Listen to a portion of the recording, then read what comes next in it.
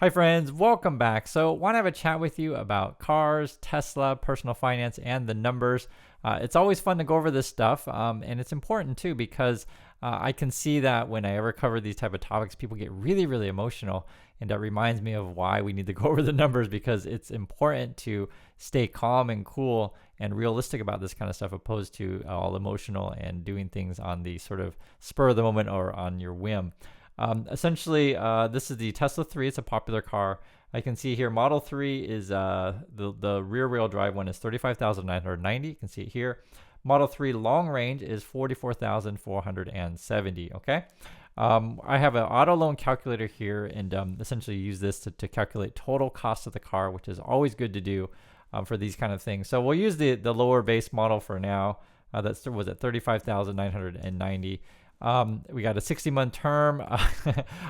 My personal opinion on this stuff is pay cash for cars. That's my personal opinion on stuff, but I understand people do get loans, and I laughed at the 60 month because like I've been reading some people get like 72 months, which is crazy.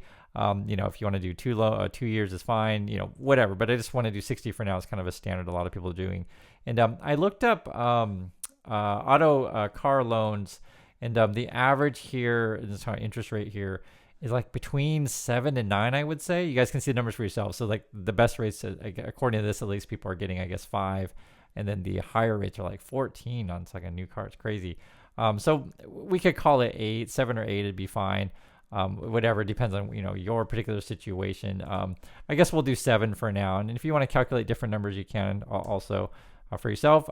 Down payment. So I was thinking, maybe you do like 20%, something like that. So, if it's say $36,000 for a car, 10% would be $3,600, 20% would then be $7,200, right? That's sort of how we're calculating that. And we were saying you don't have a trade-in. We're going to go with California. That's where I used to live. So if you want to do a different one, you can do those as well. And include all fees and loan, okay? And then we'll do 7% sales tax. So we'll go ahead and calculate that. And this is what we get. So we have a total cost of the car is actually $46,773. This is according to this. So you're paying principal 84%, interest 16%. And essentially your price of car goes up considerably when you get a loan on this stuff and have to get interest. So this is why I'm going over this stuff, because usually when people say look at the price, they're not thinking about what is the tax, what are the interest you're going to pay over time, etc. And this is why I say pay cash for cars, because this actually isn't the price. It's not 35,990. You're looking closer to like 46, right, pushing 50. You guys can see it right here. Moreover, when you also talk about price of car, you got insurance. This is a real cost. I just looked up, what's the insurance for Tesla Model 3. They're saying it's about like $3,200 a year, maybe $267 a month. It depends on your particular situation. So I know a lot of people who are kind of into this stuff are young and male. And I hate to break it to you, but young males pay a lot more than young females or old males or old females for car insurance. It's just a reality. But this is just an average here. So another $267 per month. Moreover, this is actually something that I wanted to chat with you guys about as well. You have to charge the dang thing. It happens. Now, yes, it's true. Charging will be cheaper than gas, right? I can see it right here. But it's not zero. And one of the things that I always find funny is when many of the Tesla pumper channels out there, they act like it costs nothing to run this thing. But no, you do actually have to pay money to run your car. Believe it or not, it costs money to charge it. And essentially here it's saying cost a full charge, and it depends on your neck of the woods. So everything depends. It's $7 to $24 a charge, according to this. And then it's saying here the annual energy costs, depending on how much you drive. And I think they're calculating this on like 13,000 miles a year. And again, it all depends on you. So that could be anywhere from $400 to $1,200 a month, right? So again, these are extra things that you want to consider. You got to, charge your car. So that could be $1,000 a year. This makes it simple numbers. Maybe your insurance is another $3,000, so that's like another $4,000 a year, right? So this stuff adds up, guys.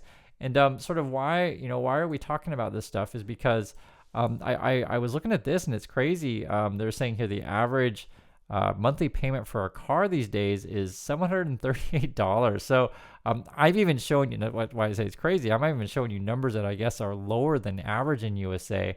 I just find that insane. Again, I think if you're going to buy a car, just pay cash, avoid all of this stuff. And this is sort of why, though, I'm showing you this, because some people, they don't think about this stuff. They just think, I want that car, I want it now. And with interest rates being what they are, you're going to end up paying a lot more. So please look at numbers when you look at this stuff. This is why I'm showing you this big calculation thing here. Moreover, this is something that we've talked about before on this channel, but I want to bring it up again because it is a real consideration for any car, not just Tesla, for any car.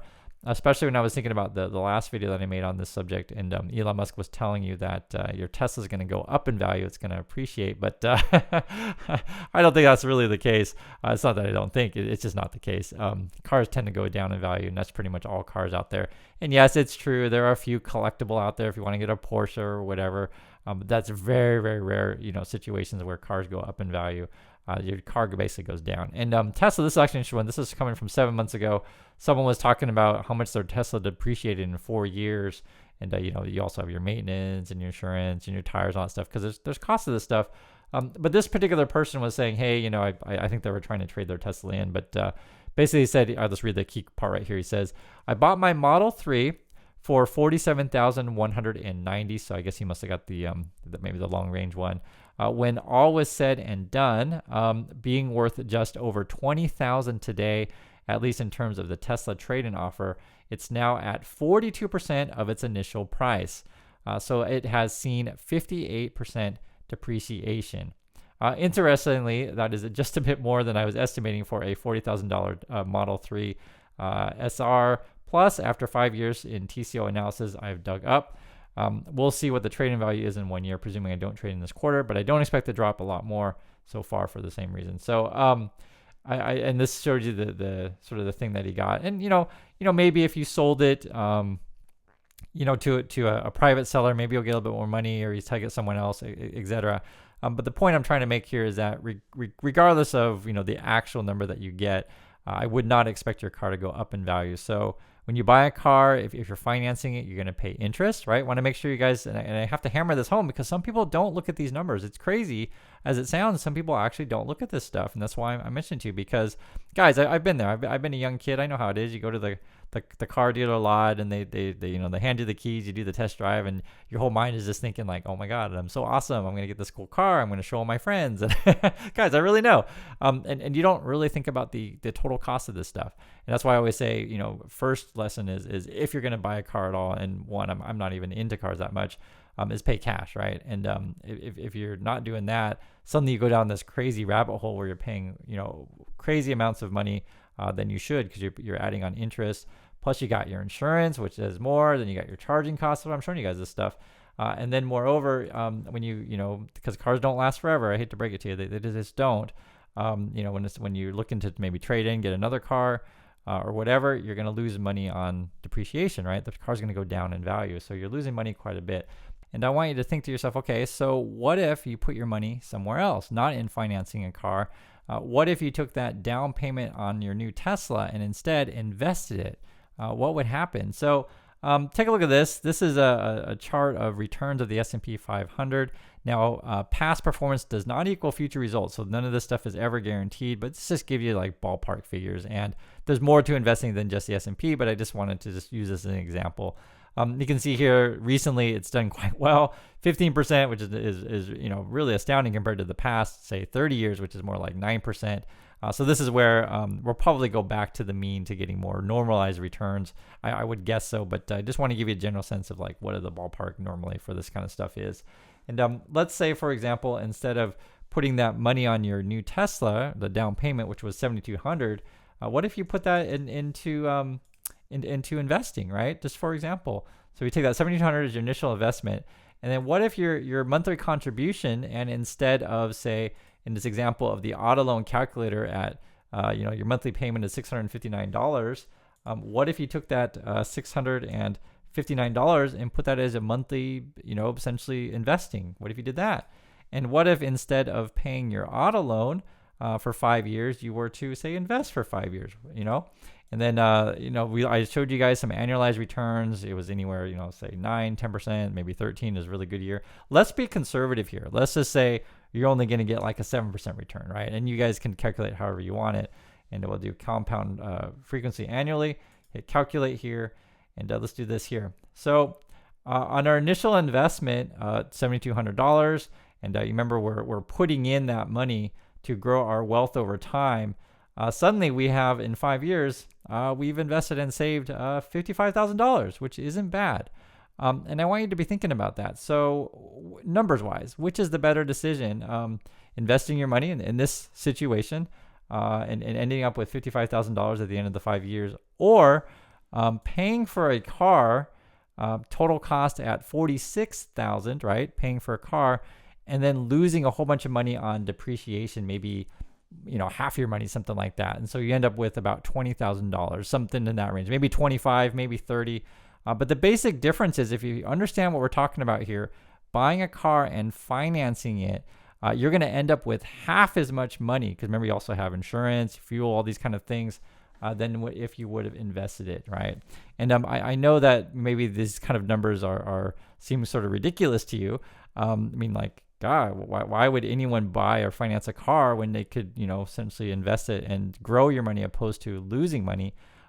Yes, I know that's the question. Why would people do it?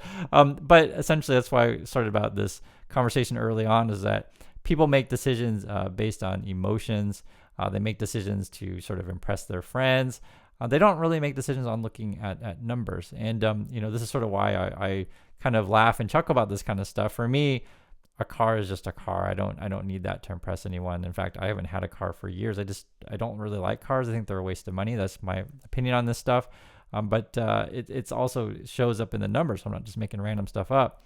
Plus, when you compare that to going in debt, financing a car that goes down in value opposed to investing in things that go up in value, I think the choice is clear. And so I understand, guys, that there's people out there that need a car for your lifestyle. I understand that, but I just want you to be thinking about, when you do have to make said purchases, or question, even if you do, just be considering other ways to use your money to essentially grow your wealth, and also to get your freedom. And that's essentially what this is all about. So for me, I think of cars as being like tying a ball and chain around my ankle just to impress my friends, which I don't need to do, because I have friends that aren't impressed by that kind of stuff. That's just the kind of friends I hang out with.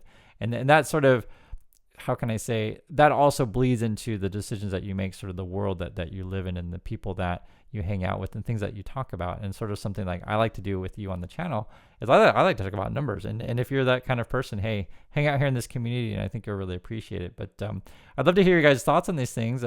If you've ever thought about this before, of like, hey, why would I want to go into debt when I can invest and, in fact, live in this kind of world where my wealth is growing opposed to shrinking because of depreciation, interest, and maintenance costs, and all that kind of stuff. So I'd love to hear your thoughts on this, and I'll catch you in the next video.